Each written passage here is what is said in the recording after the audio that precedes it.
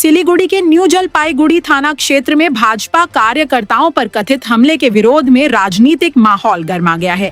भाजपा विधायक शिखा चटर्जी के नेतृत्व में बड़ी संख्या में कार्यकर्ताओं ने थाने के बाहर प्रदर्शन करते हुए घेराव किया और दोषियों की गिरफ्तारी की मांग उठाई।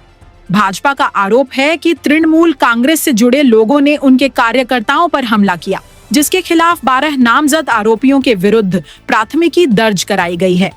দেখুন, বিক্ষোভটা না হওয়ার কোনো কারণ নেই। কালকে সুন্দর ইলেকশন হয়েছে এবং আপনারা অনেক মিডিয়া ভাই আমাকে জিজ্ঞেস করেছে, ভাই ইলেকশন কেমন চলছে দিদি। আমি বললাম, সত্যি বলছি, আমি এরকম ইলেকশন কেন তো দেখিনি। এত সুন্দর ইলেকশন হয়েছে, কোথাও কোনো ঝামেলা নেই, ঝঞ্ঝাট নেই।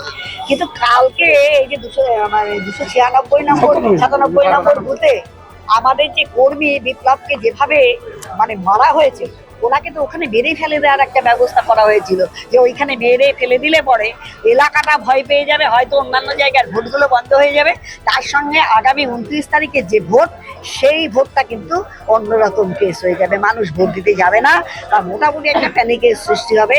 এই আতঙ্ক তৈরি করার জন্য কিন্তু তাকে মারধর করা হয়েছিল। তাই আমরা আজকে এখানে এসেছি। তারা যদি মনে করে তৃণমূল কংগ্রেস এইভাবে ভোট বানচাল করবে এবং গণতান্ত্রিক অধিকার থেকে মানুষকে সরিয়ে রাখবে, এটা কিন্তু আমরা হতে দেব না।